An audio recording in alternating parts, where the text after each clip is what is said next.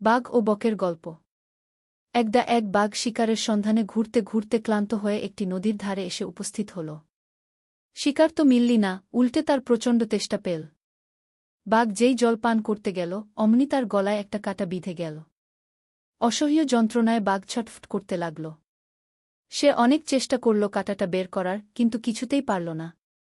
যন্ত্রণায় কাতর বাঘ এদিকে ওদিকে ছুটোছুটি করতে লাগল, আর যেই দেখুক তাকেই কাতর স্বরে অনুরোধ করতে লাগল কাঁটাটা বের করে দিতে। কিন্তু বাঘের ভয়ে কেউ কাছেই ভিড়তে চাইল না। যেই বাঘ, তার কাছে কে আর যেতে চায়। অনেকক্ষণ পর একটি বক সেই পথ দিয়ে উড়ে যাচ্ছিল। সে বাঘের দুর্দশা দেখে থমকে দাঁড়াল। বাঘ বককে দেখেই করুণ সুরে বলল, ও বক ভাই, আমার গলায় একটা কাঁটা বিঁধেছে। আমি মরে যাচ্ছি যন্ত্রণা। যদি তুমি দয়া করে কাঁটাটা বের করে দাও, তবে আমি তোমার কাছে চিরকৃতজ্ঞ থাকব। এর বদলে তুমি যা চাইবে তাই দেব গো। বক প্রথমটায় একটু ভয় পেল, কিন্তু বাঘের কাতর অনুনয় শুনে তার দয়া হল।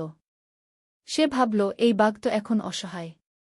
এই সুযোগে হয়তো এর উপকার করা যেতে পারে। কি বক বাঘকে বলল, আমি তোমার উপকার করতে পারি, কিন্তু তুমি কি আমাকে খেয়ে ফেলবে না তো?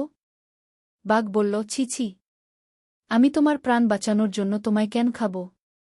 আমি কথা দিচ্ছি, আমি তোমার কোনো ক্ষতি করব না গি। বাঘের কথায় আশ্বস্ত হয়ে বক ধীরে ধীরে বাঘের মুখের কাছে গেল।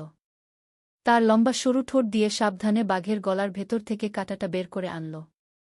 কাঁটা বের হতেই বাঘের যন্ত্রণা কমে গেল এবং সে স্বস্তির নিঃশ্বাস ফেলল। কাঁটা বের করার পর বক বাঘকে তার প্রতিজ্ঞা মনে করিয়ে দিল, এবার আমার পুরস্কারের কথা মনে আছে তো?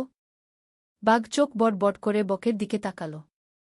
তারপর এক বিদ্রূপের হাসি হেসে বলল, কিসের পুরস্কার? আমার মুখের ভেতর ঢুকেও তোমার প্রাণটা নিয়ে বেরিয়ে আসতে পেরেছ, এটাই তো তোমার সবচেয়ে বড় পুরস্কার। এর চেয়ে বড় পুরস্কার আর কি হতে পারে? বক বাঘের এই বিশ্বাসঘাতকতা দেখে খুব দুঃখ পেল। সে বুঝতে পারল, কিছু মানুষ বা জন্তু যতই বিপদে পড়ুক না কেন, তাদের স্বভাব পরিবর্তন হয় না। সে মন খারাপ করে সেখান থেকে উড়ে চলে গেল।